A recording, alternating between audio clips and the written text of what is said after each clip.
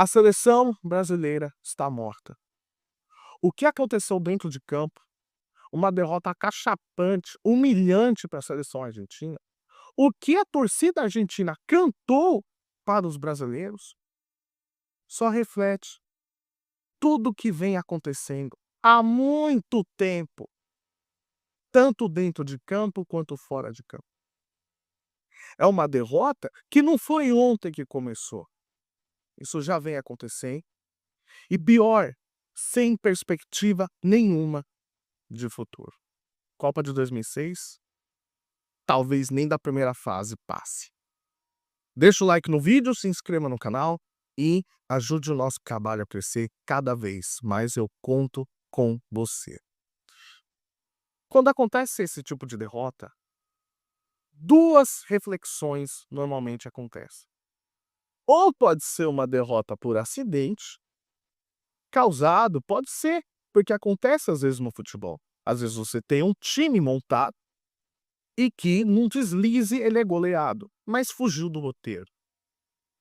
E o outro lado, a outra reflexão que causa, é uma derrota anunciada.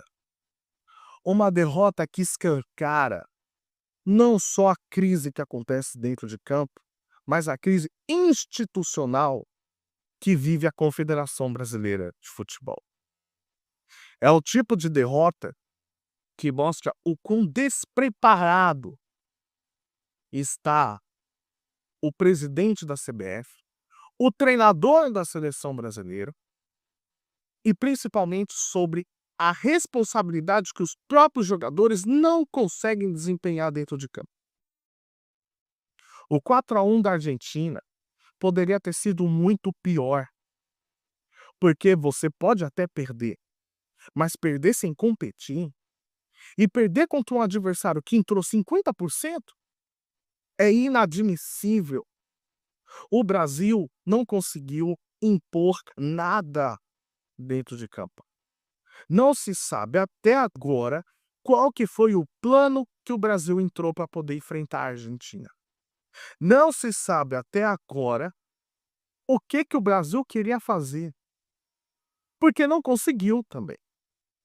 A gente sabe que a Argentina tem um bom time, uma passagem de bastão acontece, porque o time consegue jogar sem o Messi, e a Argentina, sem o Messi, sob o comando do Scaloni, já supera os 80% de aproveitamento, apenas uma derrota em 16 jogos.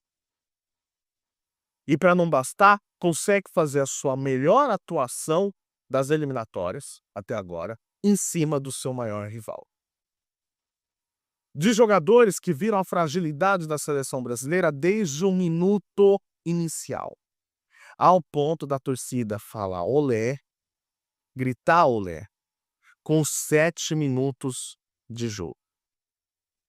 Do Brasil não ter capacidade de reação, de que fez um gol apenas uma bola roubada no Matheus Nunes devido a um erro do Romero. A maior derrota da história do Brasil em eliminatórias. A maior derrota do Brasil para a Argentina desde 1959. E que não tem perspectiva de mudança. O que aconteceu no campo é um reflexo que não foi uma derrota construída ontem, e na boa, qualquer pessoa que analisa futebol, ou que nem analisa, que torce minimamente, ou que só vê um jogo aqui e ali, já tinha essa sensação. Não pela Argentina ter um time espetacular comparado ao Brasil, por peças não é para ter esse gap. O Brasil, ele tem bons nomes, principalmente do meio para frente, mas uma equipe sem coletivo, uma equipe mal treinada e uma equipe completamente perdida são reflexos do seu dirigente, que desde a Copa de 2022 já sabia que o Tite não iria continuar. O Tite falou para a CBF e comunicou a todo mundo que não iria continuar no cargo da seleção brasileira. O que aconteceu? Foi empurrando com a barriga. Traz o Ramon, traz o Diniz. Diniz esse que foi chamado tendo 2 empregos Isso é uma das coisas mais bizarras que já aconteceram na história. O cara foi chamado tendo outro emprego. E por muitos que acompanham o futebol de perto, sabem que um trabalho num clube 24 horas já parece ser pouco.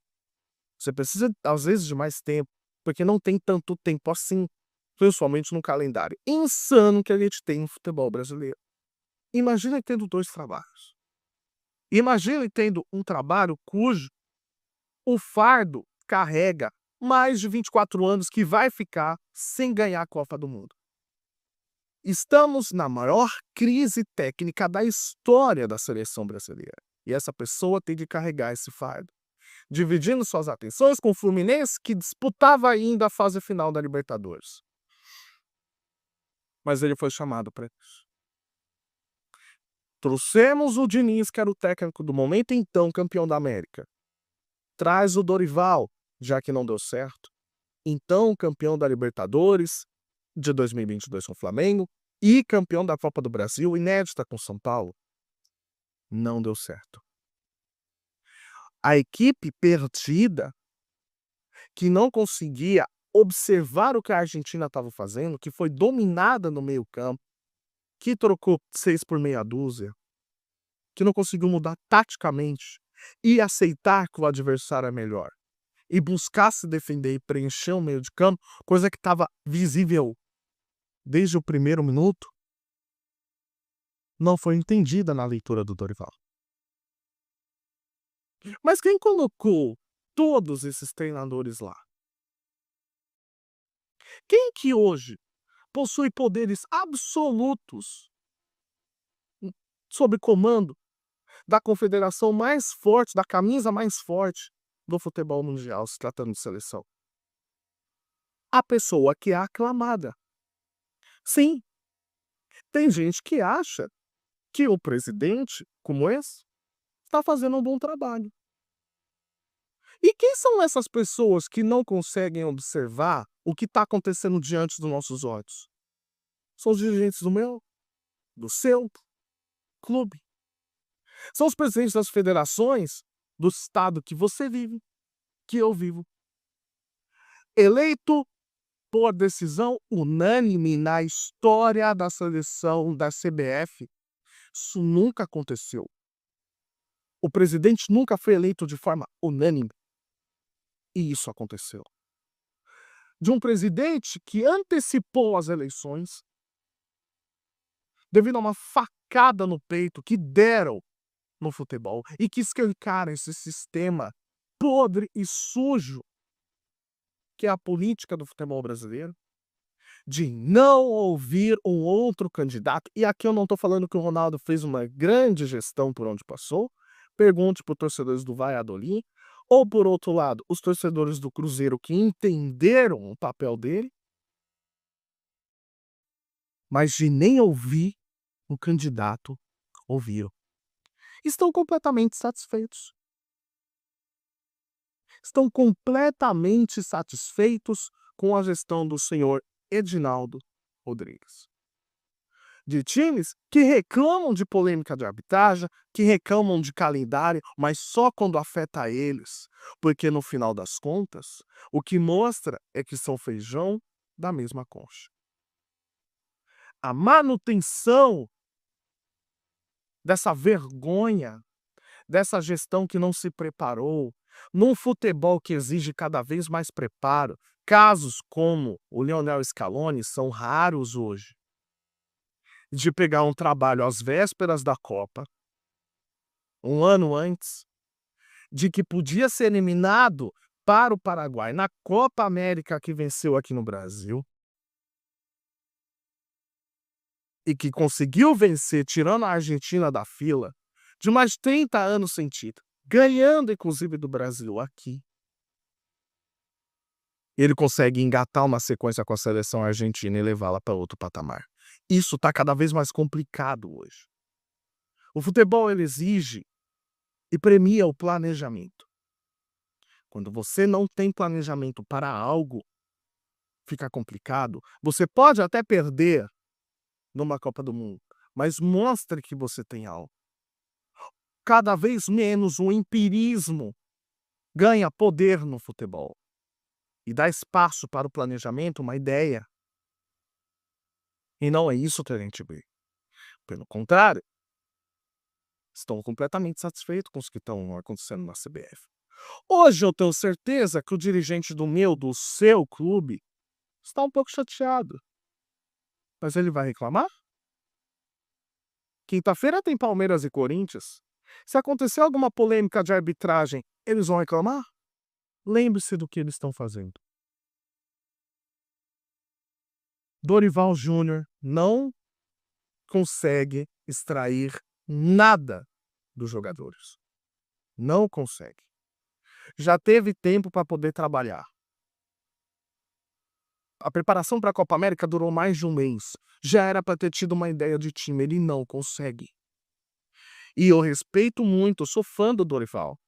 No Santos, ele fez um excelente trabalho, fazendo aquele Santos de 2010 que pavimentasse um caminho para ganhar a Libertadores. Deu um título inédito para o São Paulo da Copa do Brasil. Ganhou uma Libertadores com o Flamengo de forma merecida. Mas, visivelmente, para treinar a seleção brasileira, com o cacife de jogadores que temos hoje, é necessário mais conhecimento. E, infelizmente, não tem, principalmente conhecimento tático, de mudar um sistema, de entender uma leitura de jogo. Dorival não conseguiu entender. Foi botado na roda. E a cara dele, as expressões dele refletem isso. Os jogadores da seleção brasileira precisam entender o seu papel também. Quando você dá uma declaração falando que vai pra cima e tudo, a gente compra o barulho. A gente, como torcedor, gostaria de ter escutado isso também. Porque cansamos de ser considerados como frouxos, de que não temos pegada, de que não temos pressão sobre o adversário, de chegar firme. Conhecidos na América do Sul, principalmente, por ser passivo demais, por ser extremamente técnicos, mas passivos. E era a chance ontem de mostrar. E não teve. Todo mundo foi mal, do goleiro ao atacante. Todos foram maus. De jogadores conseguem desempenhar um excelente papel nos clubes, mas que na seleção não funciona. Unindo a incapacidade tanto dos jogadores conseguir render, quanto de um coletivo que não funciona pelo seu treinador. De que tudo isso culmina em um trabalho que estamos próximo da Copa do Mundo, que não temos uma ideia, não temos perspectiva, não temos futuro, não temos uma luz no fim do túnel.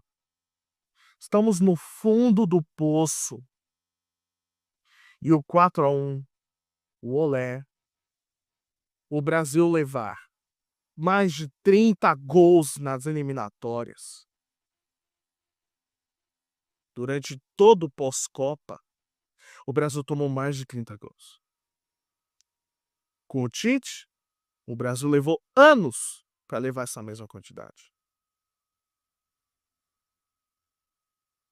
Em 2 partidas, o Brasil levou 5 gols. Com o Tite, nas eliminatórias da Copa de 22, levou todos os jogos para levar apenas 5 gols. Isso significa que o Tite foi uma maravilha para a seleção? Óbvio que quando você perde uma Copa do Mundo, ficam marcas. Ficam coisas indigestas também. A incapacidade também do Tite de ter feito leituras em relação à Croácia, que foi um acidente, mas infelizmente contra a Bélgica também. Que o Brasil foi reagir, já estava 2-0. Acidentes podem acontecer, mas é muito melhor você chegar numa Copa do Mundo preparado, como o Tite entregou a seleção brasileira com 80% de aproveitamento sem nenhuma derrota em eliminatórios, do que entregar a seleção brasileira tendo a pior defesa entre todos os classificados nesse momento para as eliminatórias. Mais de 30 gols em 20 e poucos jogos. Olhem, não temos perspectiva de mudança. Não temos uma luz no fim do túnel, porque nem o túnel a gente tá vendo direito. A gente tá antes do túnel. E é isso o recado que a CBF passa para a seleção brasileira e para todos aqueles que assistem. A seleção brasileira está morta. Como disse a seleção argentina e a torcida argentina, ó, 1 minuto de silêncio pro Brasil que tá morto. Porque com esse futebol, a gente não passa nem da primeira fase da Copa do Mundo. Quero saber o que você acha. Você acha que o Brasil ele tem mudança? Porque é o que tudo indica. Não. Se cuidem, boa quarta-feira e até a próxima. Tchau.